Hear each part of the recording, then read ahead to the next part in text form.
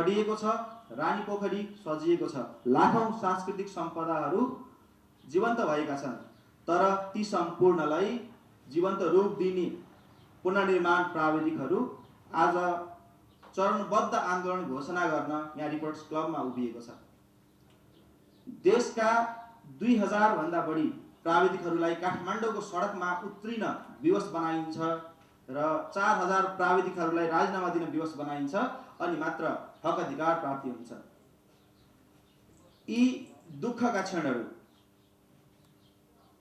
केवल कसैको स्वार्थको निम्ति, कसैको पहुँच बढाउनका निम्ति अहिलेका निर्माणहरू भएका छन् कि भन्ने पनि लाग्छ। तर साँचो अर्थमा यसलाई जीवन्त रूप दिने प्राविधिकहरू जहिले पनि मारमा रहेका छन्। आज 5 वर्षभन्दा बढी समय हामीले पुनर्निर्माणमा खर्चिएका छौँ। त्यस अवधिमा हाम्रो वृत्ति विकास लगायतका विभिन्न किसिमका मुद्दाहरू स्वयं सम्बन्धित पक्षले अगाडि सार्नुपर्ने हो, सरकारले अगाडि सार्नुपर्ने हो। आजको मुख्य कार्यक्रम हामीले चरणबद्ध आन्दोलन घोषणा गर्नकै लागि आयोजना गरेका छौँ र हामीले भत्ता र व्यवस्थापनका 2टा माग राखेका छौँ। 2077 साल चैत्र महिना 30 गते सम्पूर्ण 32 जिल्ला अन्तर्गतका डिएलपिआईयूहरूमा हामीले 12 दिने अल्टिमेटम, केन्द्रीय आयोजना कार्यान्वयन निकायमा 12 दिने अल्टिमेटम र प्राधिकरणलाई समेत हामीले 12 दिने अल्टिमेटम दिँदै हाम्रा भत्ता र व्यवस्थापनको लागि बोलिदिनुहोस्, निर्णय गरिदिनुहोस् भनेर समय सीमा तोकेका थियौँ। तर सो अवधिभित्र पनि हाम्रा मागहरू पुरा नभइसके पश्चात आज भूकम्प स्मृति दिवस मनाउँदै चरणबद्ध आन्दोलन कार्यक्रम घोषणा गर्न हामी बाध्य भएका छौँ। र आज हामीले आतिथ्यता ग्रहण गर्नुहुने इन्जिनियरिङ क्षेत्रका प्रभुत्व व्यक्तित्वहरूलाई हामीले यहाँ डाकेका छौँ। उहाँहरू इन्जिनियरिङ एसोसिएसनको अध्यक्ष र महासचिव पदका सशक्त उम्मेदवारहरू हुनुहुन्छ र उहाँहरूलाई साक्षी मान्दै हामीले आज हाम्रो चरणबद्ध आन्दोलन घोषणा गर्नेछौँ। त्यो भावुक हुन मन लाग्छ। किन भन्नुहोस् न, भूकम्प गयो 12 गते र त्यो कार्य समितिमा हामी थियौँ, विशेष गरेर हामी थियौँ र भूकम्प गइसकेपछि म एकदम 4-4.5 तलामा थिएँ, तल झर्न सकिनँ। तर त्यसपछि के भयो भने हामीले 3 बजे फोन सम्पर्क हुन सकेन। 3 जना महासचिव, अध्यक्ष र हामी 3 जनाको बिचमा वार्ता भयो। के गर्ने त?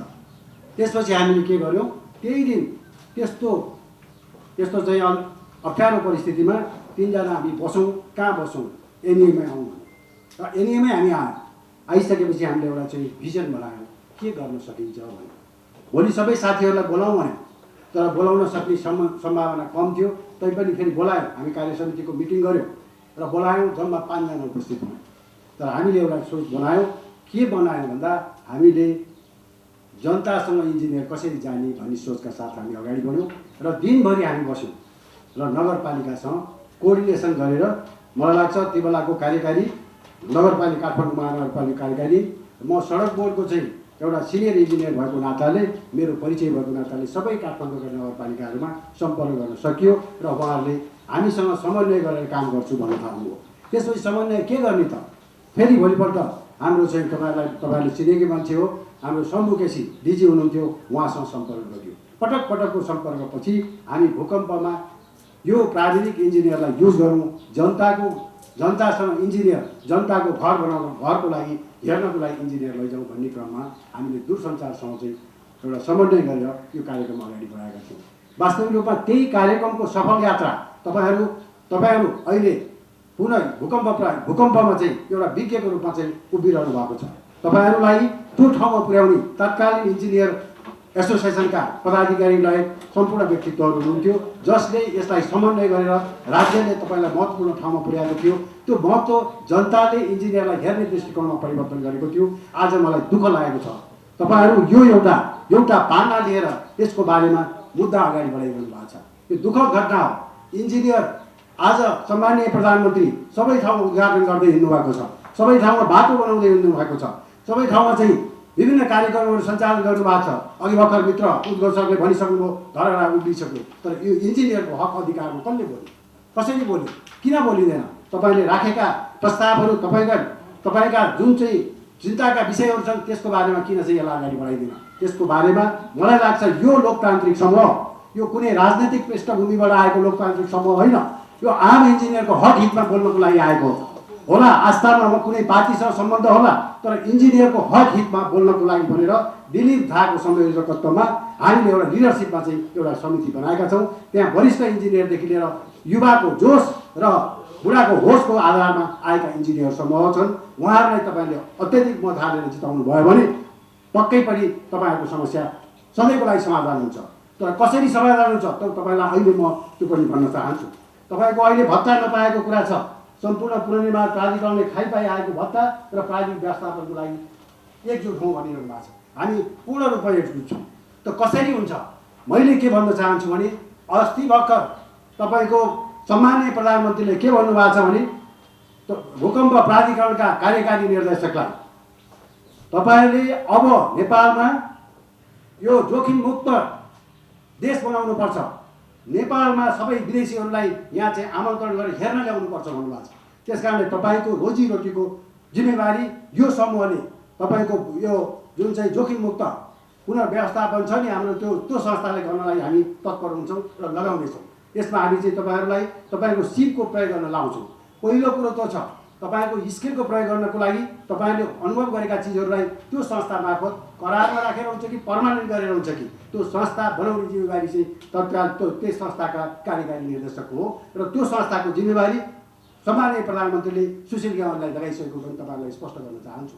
र मैले सुनेअनुसार र मैले बुझेअनुसार अब तपाईँको चाहिँ जोखिम न्यूनीकरण गर्नको लागि त्यो संस्थाले तपाईँहरूको जिम्मेवारी लिनुपर्छ र नेपालमा यो समस्याहरू जुन जुन ठाउँमा छन् तपाईँहरूको उपस्थिति त्यहाँ हुनुपर्छ।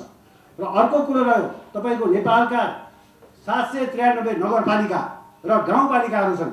त्यो गाउँपालिकामा तपाईँहरूलाई चाहिँ त्यहाँ राख्नुपर्छ करारमा पर्मानेन्ट बनाउने तपाईँको स्किलको त्यहाँ चाहिँ के गर्नुपर्छ मूल्याङ्कन गर्नुपर्छ। तपाईँहरूले 5 वर्षसम्म अघि भर्खर भनिसक्नुभयो 5 वर्षको सिप तपाईँको ज्ञान त्यसै जानु दिनु खेर जानु दिनुहुन्न। तपाईँहरू भनेको यो देश बनाउने, तपाईँ हामी भनेको यो जनता इन्जिनियरको हक हितमा काम गर्ने, तपाईँ हामी नेतृत्वमा आउन खोजिरहेको छौँ, इन्जिनियरको हक हितमा बोल्न आउँदैछौँ। त्यस कारणले गर्दा तपाईँको हक हित र पेसागत मर्यादामा हामी चाहिँ त्यसलाई तल झर्न दिँदैनौँ र त्यो अगाडि बढाउन चाहन्छौँ। त्यसको लागि चाहिँ हाम्रो समूहले नितान्त रूपमा क्लियर रूपमा कुरा गर्न चाहन्छ। र खास गरी म आफ्नो परिचय दिँदाखेरि म पेसाले स्ट्रक्चरल इन्जिनियर हुँ। बहालवाला म फुलचोक इन्जिनियरिङ अध्ययन संस्थानको एसोसिएट प्रोफेसर, थापाथली इन्जिनियरिङ क्याम्पसको पूर्व क्याम्पस प्रमुख र नेपाल सरकारले राष्ट्रिय पुनर्निर्माण प्राधिकरण गठन भइसकेपछि त्यहाँ 4 जना विज्ञको व्यवस्था गरेको छ।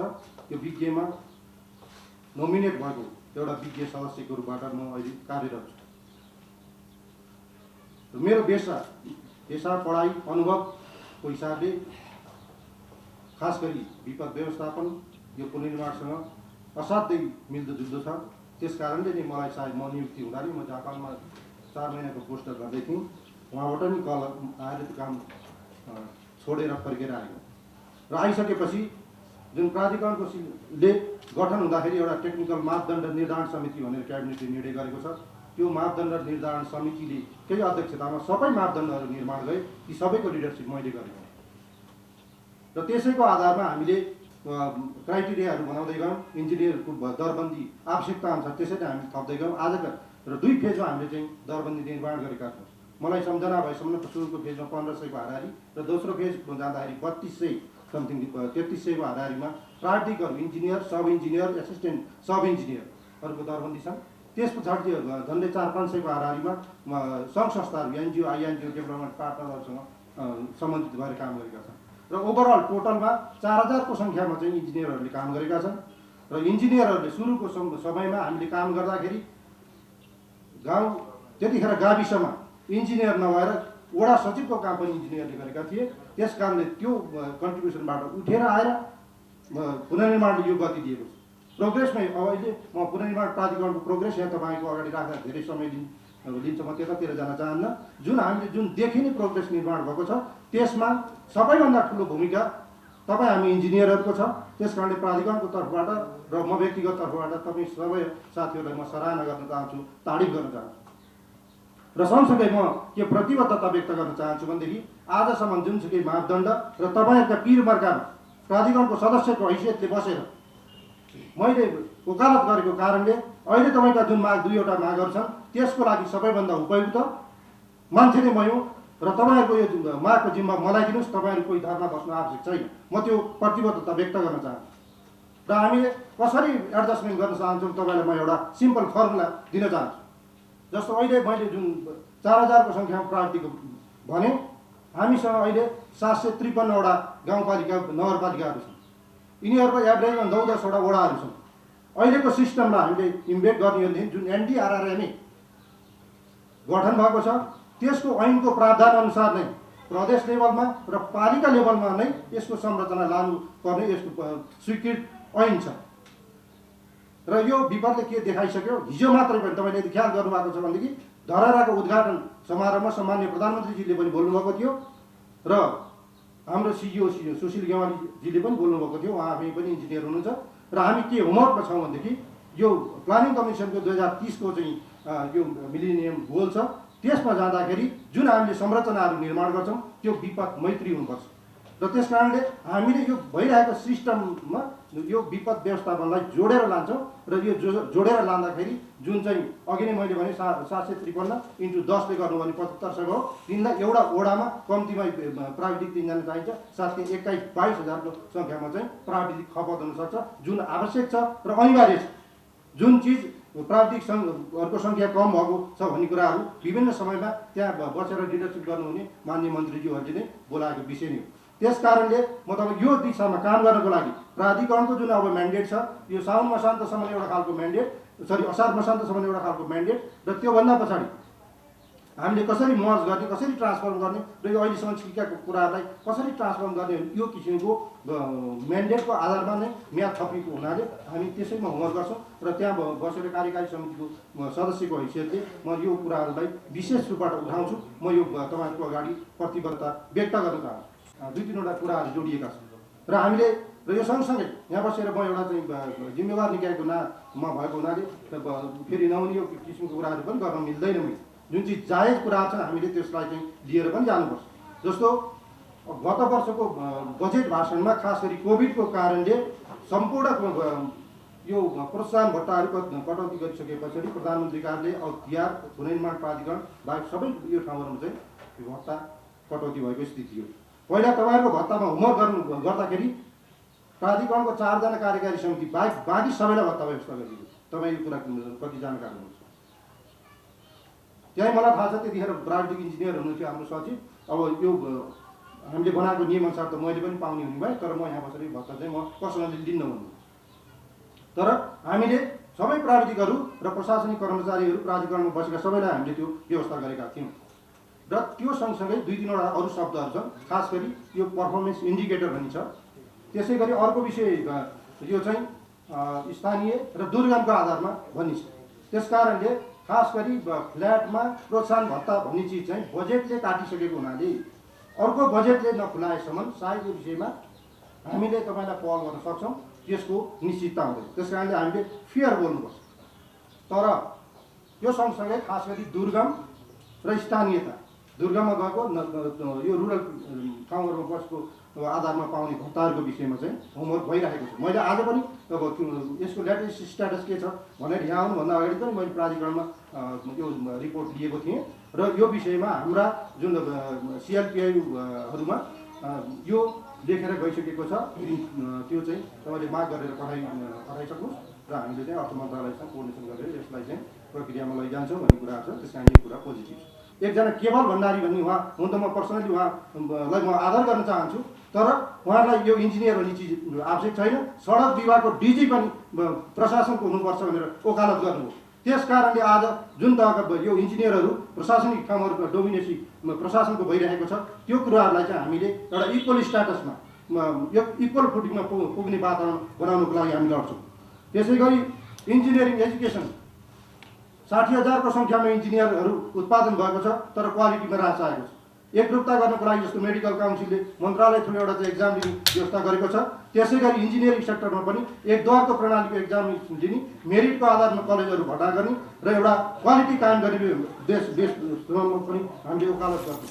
यहाँ पदाधिकारीहरू देख्नु भएको छ, अगाडि बस्नु भएको छ। घोषणापत्र सबैका राम्रा छन्। हामी चाहन्छौँ ती केवल घोषणापत्रमा होइन, ती घोषणापत्रहरू कार्यान्वयन हुन्। केवल जितेर मात्रै होइन, जित्नु भयो भने पक्कै पनि उहाँहरू इन्जिनियरिङ एसोसिएसनका पदाधिकारीको रूपमा त्यसलाई कार्यान्वयन गर्नुहुन्छ। तर नजितेको खण्डमा पनि आफ्नो स्थानबाट ती घोषणापत्रलाई पुरा मूर्त रूप दिनलाई लाग्नुहुनेछ भन्ने हामीले आशा गरेका छौँ। नेपाल इन्जिनियर्स एसोसिएसनमा माघ 9 गते 4000 प्राविधिकहरूका आवाज लिएर हामीले एउटा पत्र बुझाएका थियौँ। तर दुःखका साथ भन्नुपर्छ, अहिलेसम्म त्यो पत्रको कुनै पनि जवाब हामीले पाएका छैनौँ। हाम्रो पछाडि अखिल नेपाल सरकारी अस्थायी करार तथा जालदारी कर्मचारी महासङ्घ उभिएको छ, साथमा साथ दिन्छौँ भन्नुभएको छ। तर हाम्रो इन्जिनियरिङ एसोसिएसनबाट हामीले कुनै जवाब पाएका छैनौँ। हामीले देखेका थियौँ पछिल्लो आन्दोलनमा यो हल भरिएको थियो, हाम्रो साथीहरूले बाहिर उभिने ठाउँ थिएन। तर कोभिड महामारीलाई हामीले मध्यनजर गर्दै हामीले हाम्रो उपस्थितिलाई न्यून बनाएका छौँ। 4000 प्राविधिकहरू अझै पनि यो विषम घडीमा पनि काठमाडौँ उत्रिन तयार छन्। तर 4000 प्राविधिकलाई उतार्नु पक्कै पनि बुद्धिमत्ता हुँदैन भन्ने हिसाबले केन्द्रीय समितिले उतार्ने कुनै पनि निर्णय गरेको छैन र विवश भएर चरणबद्ध आन्दोलन अझै पनि घोषणा गर्न बाध्य छ। घोषणा गर्नुभन्दा अगाडि मैले एकपल्ट विगत सम्झाउन चाहेँ। हामीले 2 वर्ष अगाडि चैत्र 3 गते हाम्रो 32वटा जिल्ला डिएलपिआईहरूमा तालाबन्दी गरेका थियौँ। त्यो हाम्रो रहर थिएन, हाम्रै अफिसमा तालाबन्दी गर्ने हाम्रो रहर थिएन। हामीले बाध्य भएर तालाबन्दी गरेका थियौँ। हामी चैत्र 10 गते 2 वर्ष अगाडि काठमाडौँको सडकमा 2000 भन्दा बढी प्राविधिकहरू उत्रेका थियौँ। त्यो पनि हाम्रो रहर थिएन, बाध्य भएर उत्रेका थियौँ। र अन्ततः वैशाख 12 गते 2 वर्ष अगाडि हामी बाध्य भएर 4000 प्राविधिकहरूले काम छोडेका थियौँ। र काम नछोडिन्जेलसम्म हाम्रा मागहरूप्रति कसैले सुनिदिएन, कसैले वास्ता गरेनन्। विडम्बना, हाम्रो देशको विडम्बना भनौँ वा हाम्रो सरकारको भनौँ वा प्राधिकरणको भनौँ, यहाँ मैले कसैलाई दोषारोपण गर्न चाहिनँ। यहाँ त जुनै जोगी आए पनि कानै चिरेको भन्ने जुन एउटा कथन छ, त्यसलाई पो सार्थकता दिएको हो कि भन्ने देखिन्छ। पत्रकार साथीहरू र यहाँ उपस्थित हुनुभएका अग्रज प्रभुत्व इन्जिनियर सरहरूलाई मैले विनम्र भएर के अनुरोध गरेँ भने पुनर्निर्माण प्राविधिकको लागि यी आवाजहरू उठाउँदै गर्दाखेरि उहाँहरूले कतिको मेहनत गर्नुभएको छ। अहिले 93% घरहरू बनेका छन्। ती लाभग्राहीहरूको अनुहारमा खुसी छर्ने काम कसले गरेको छ त्यो कृपया एकपल्ट अध्ययन गरिदिनुहोस्। धरारा ठडाएको भनेर धेरैले भनेका छन्, रानी पोखरी सजाएको भनेर धेरैले भनेका छन् र लाखौं सांस्कृतिक सम्पदाहरू बनाएको भनेर धेरैले जस कमाउन चाहेका छन्। तर ती कुनै पनि स्ट्रक्चरहरू हामी प्राविधिक बिना ठडिने थिएनन्।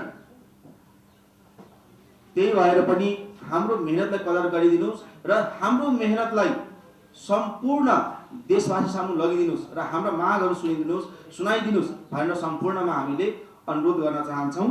र अबको हाम्रो कार्यक्रमहरू पस्किँदै गर्दाखेरि हामी यसपालि काठमाडौँको सडकमा मासु उतार्दैनौँ। हाम्रो कार्यालय यसपालि तालाबन्दी गर्ने भन्ने हाम्रो कुनै योजना छैन। तर आज वैशाख 12 गते हामीले दुःखका साथ बाध्य भएर चरणबद्ध आन्दोलन पस्किँदै गर्दाखेरि चैत्र 30 गते 12 दिने अल्टिमेटम प्रति कुनै सुनवाई नभइसकेपछि 12 दिने अल्टिमेटम पश्चातको हाम्रो चरणबद्ध आन्दोलन घोषणा गर्ने भन्ने प्रतिबद्धता स्वरूप आज हामी यो कदम उठाउन बाध्य भएका छौँ। भोलि वैशाख 13 गते र वैशाख 14 गते हामीले हाम्रो सम्पूर्ण कार्यक्षेत्रमा कालो पट्टी लगाएर काम गर्नेछौँ, कालो धागा लगाएर काम गर्नेछौँ। त्यसैगरी 15, 16 र 17 गते हामी हाम्रो कार्यक्षेत्रमा पेन डाउन गरिबस्नेछौँ र यो 1 हप्ते अवधिमा हाम्रा कुराहरू सुनिएनन् भने बाध्य भएर फेरि पनि 4000 प्राविधिकहरू पुनर्निर्माणको कार्यबाट अलग हुने घोषणा गर्दछु। रहर होइन साथीहरू, यो हाम्रो बाध्यता हो।